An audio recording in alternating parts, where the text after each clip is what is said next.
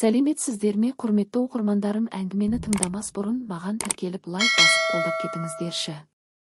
Жас келіншек балалармен өз денсаулығы үшін туыстарымен күйеуінен қашып, бас сауғалауға мәжбүр болған. Гүлжан есімді бойжеткен өзге қыздардың өз қателігін қайталамау үшін басынан өткен жағдайды баяндап берді.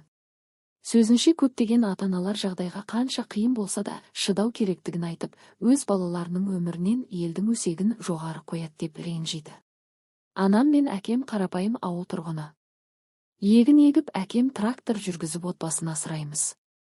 Олар ешқашан артық дүниеге қызығып, ешкіммен ұрысып көрмеген момын жандар. Біздің отбасымызды мен есімді білгелі әкемнің анасы басқарады. Мені 19 жасында көрші ауылдың баласы сыртымнан көріп, ғашық болып алып қашты. Сол кезде апам қайтып келу деген сөзді тіпті талқылауға болмайтынын айтты. Өйткені біреу сені алып қашса да сен кінәлісің, көзіңді сүзгенсің деген түсінік бар. Күйеуім қызғаншақ ауруымен ауырады десем де болады. Өйткені мені өзінің туысқан інілерінен қызғанып ұратынды шығарды.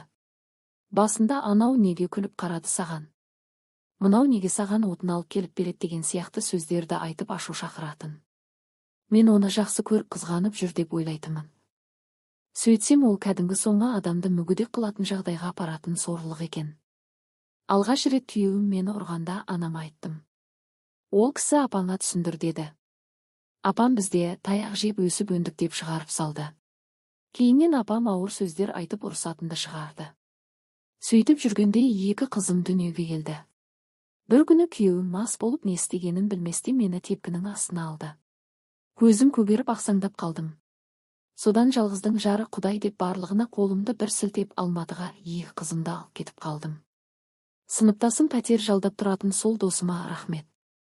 1 ай менің жылап үйінде жатқанымда тамағымды беріп күтті. Келесі айда ыдыс жуып жұмыс істеп тамағымды тауып бастадым. Қазір балаларым балабақшаға барады. Өмірде ең қымбаты бас бостандығы екенін түсіндім. Қазір жаман лашық бір бөлмелі жаздық үйді 25 000 теңгеге жалдаймын. Жанымдағы мен сияқты үй жалдап тұратындардың балаларын өз балаларыммен бірге кешке дейін қарап үйде отырамын. Бала басына ақша алып отырамын. Солай барлық жақынымнан қашып, хабарсыз кеткеніме кейде қуанамын. Кейде менен бас тартқан анам мен әкемді көргім келеді. Жылап аламын.